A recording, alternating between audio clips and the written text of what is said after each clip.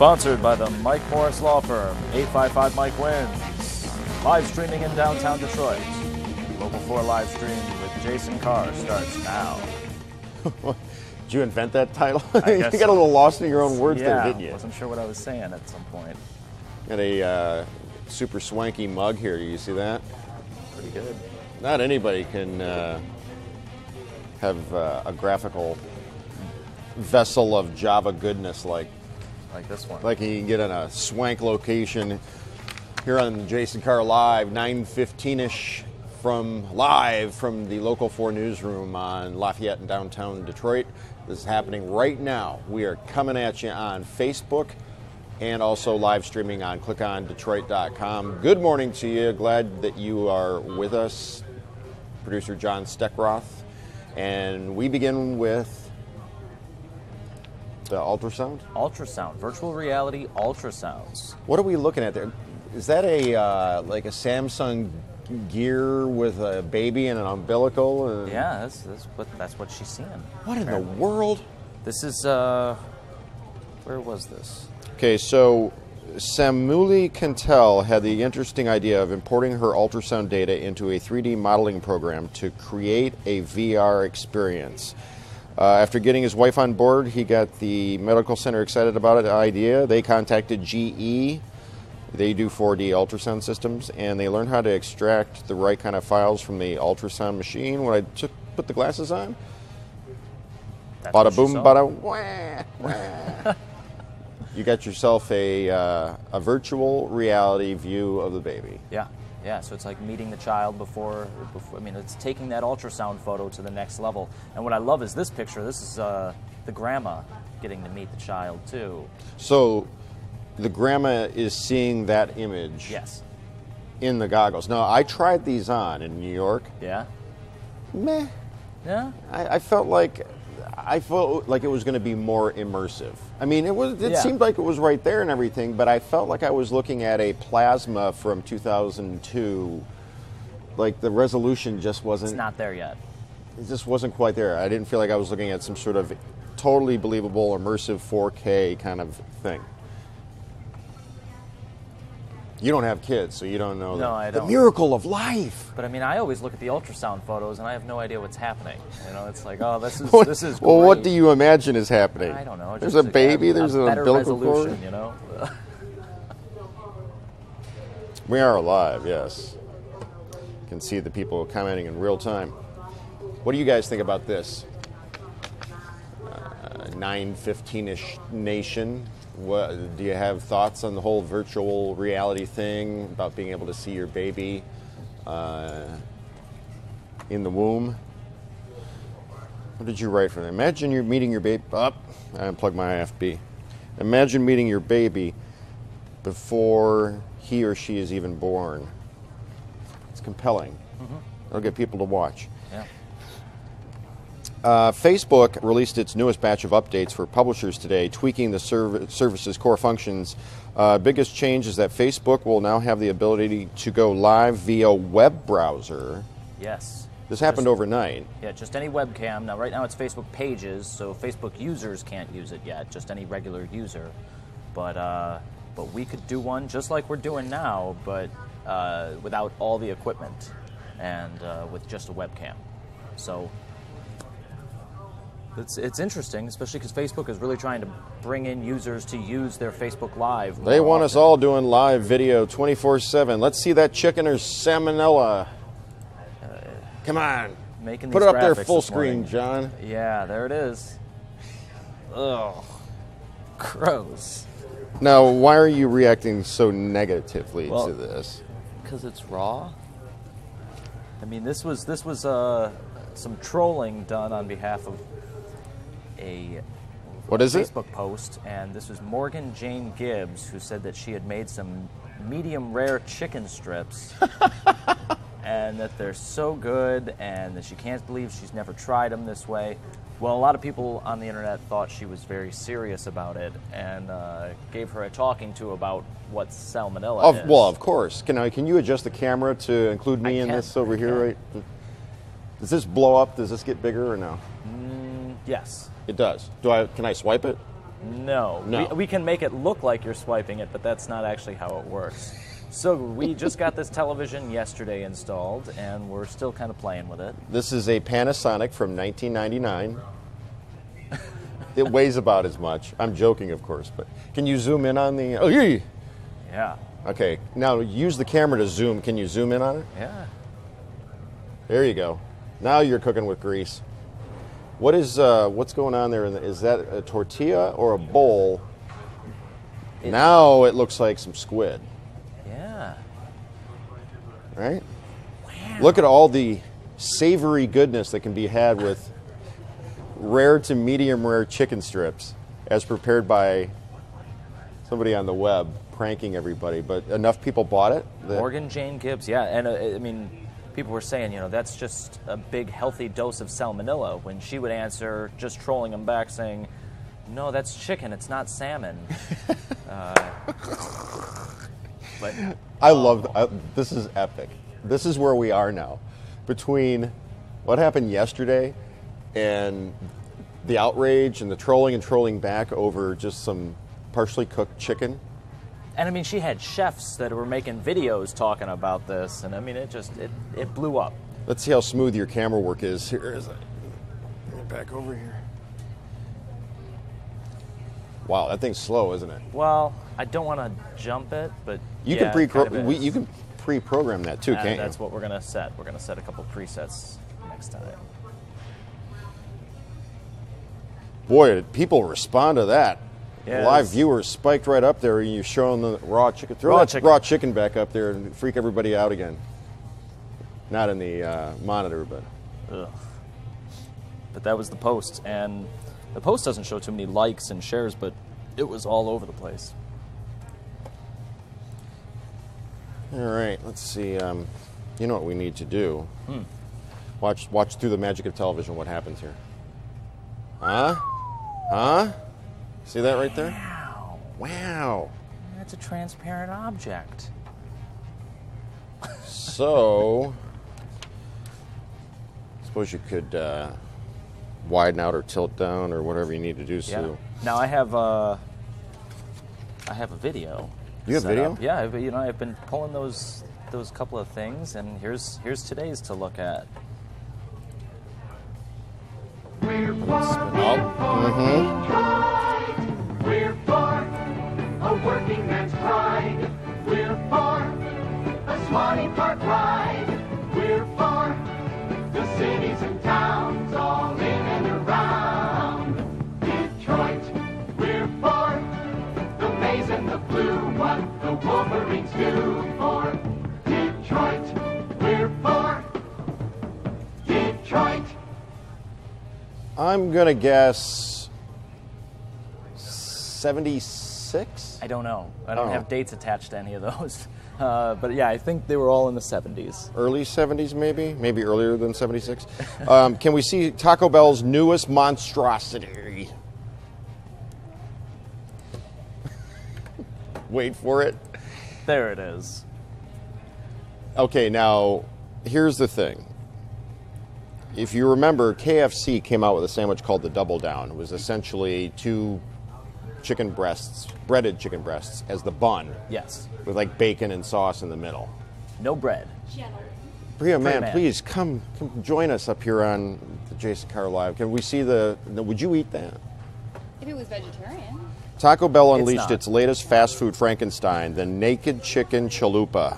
The Mexican chain took a piece of crispy fried chicken, fashioned into a taco shell, and stuffed it with lettuce, tomatoes, cheese, and avocado ranch. I mean, it looks good, but yeah, I'm a vegetarian, so I guess I'm out. Oh, I get it. I was trying to figure out why it was blurred censored. out. Yeah. No, because it's naked? Yeah. I get it. Priya, man. Hi.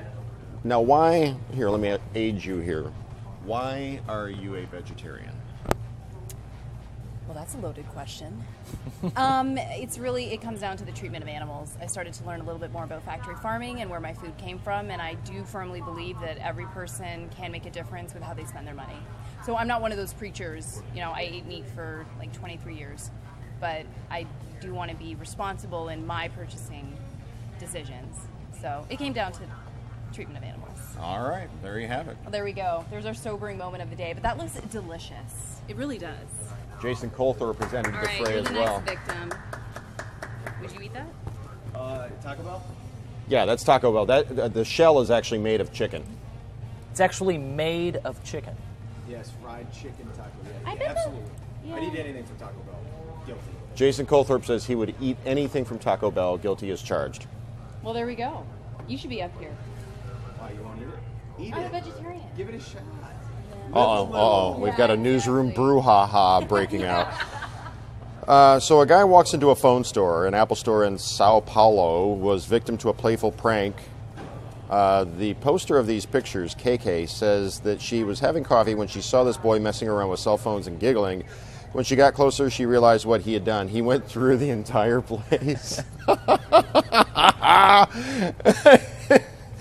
and did that through the entire phone store. Every phone, every tablet has a new background. You wonder how long he was waiting in that store and was bored out of his mind and started doing this, or if he went to the store with this exact intention. But it's pretty playful, you know. And I bet the staff is all involved in it, and like it's just going to leave those out there now. That's fantastic. I love stuff like that. I told you we'd be jam-packed with viral, meme, internet content, interwebs gold today. Now this one's great. The Lego. I don't think you saw this one. This is a Polish graphic designer who does photographs of real objects turning into Legos. So here we've got the cheese grater. Here we've got bread getting buttered. Those are Lego blocks as cheese or Yeah. cream cheese or yeah. whatever. What else do you have? We got a wallet. Okay.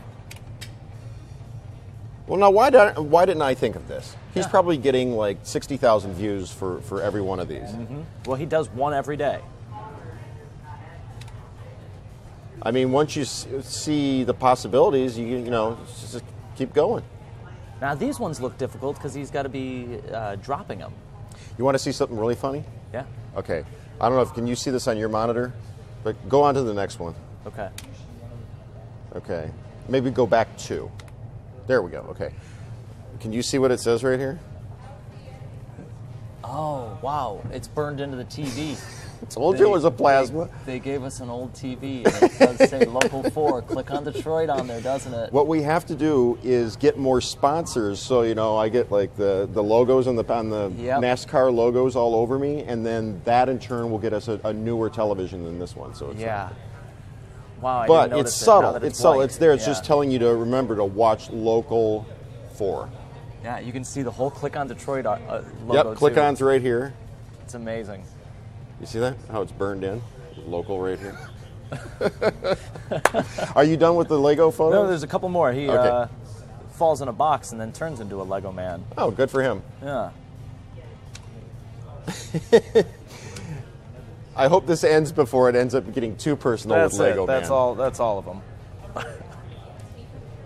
All right. We have one more.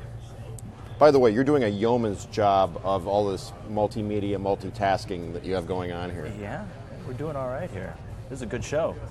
Yeah, actually it was. And people seem to be enjoying it. The Calvin and Hobbes. Yes.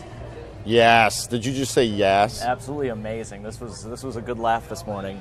So, if we all remember correctly, Calvin had kind of an issue with snowmen, or at least quite an imagination. Yep. Here were a couple of the more popular ones that I could find. He's lobotomizing a snowman. Yeah. He's got one where the snowman's swimming away from sharks. He's got his snowman house of horror up at the top. I love me some Calvin and Hobbes. When I was younger, I did editorial cartooning. Okay. I drew my first editorial cartoon when I was still in high school, and I was a big fan of Calvin and Hobbes, Far Side, and Bloom County. Okay. And Calvin and Hobbes was just it was like peanuts on steroids. Yeah. Just so awesome. And the fact that Bill Watterson didn't let his creations become like little plush toys and stuff only added to the value and the mystique. So, that in mind, take a look at this. There it is. The reenactment of Calvin's Snowman House of Horror, which this one up at the top, that's what it's kind of supposed to look like. So put the just leave that back up there and see see what people say about it. We're going to say good morning to some folks. Oh, I got a feedback there. Hang on. Regarding the chicken, Keith was like, "So that looks good." Yeah, let's take another quick look at that chicken. Yes, let's please. You know, but you fear that maybe someone took her advice to heart and said, "Oh, this is a new healthy option. You get more protein if you don't cook it too long." But Ken, what do you think of this? We've got. Don't TV bring Ken him here. in here. Well, we're talking about chicken. This is medium rare chicken. Have you ever had medium rare chicken? No, I'm not crazy. Why would I have medium rare chicken? I mean, Well, apparently it's the better latest for you. thing sweeping the interwebs. What? Oh, listen to this. I can't even comment on it. Get out of here. Guess who we're going to have on Live in the D? Live. who? I mean, via satellite, but still, it's a live satellite media tour. Bryan Cranston. Really? Really? Can you find a picture of him real fast? Yeah. Like an internet and then call it up? Bryan Cranston and Giovanni Ribisi is both going to be on Live in the D promoting their new television program on Amazon called Sneaky Pete, which is getting rave reviews. Bryan Cranston is the co-creator, executive producer, and guest star, and Giovanni Ribisi is the actual star of the show.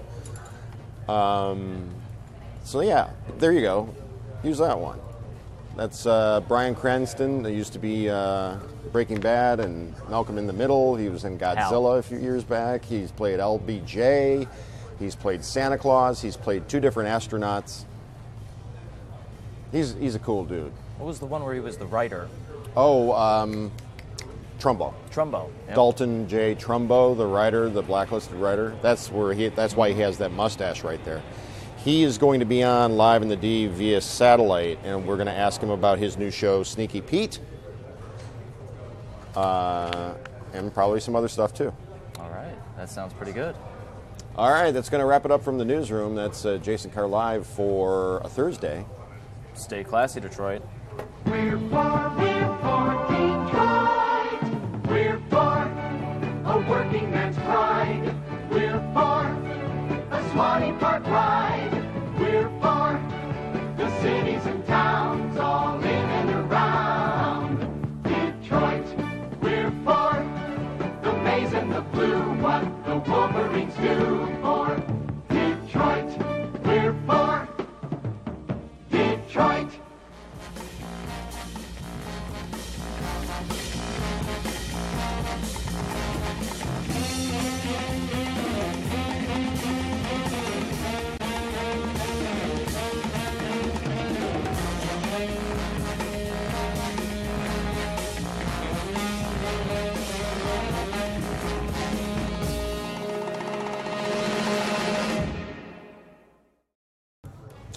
The following was brought to you by Mike Morris Law Firm, 855 Mike Wins.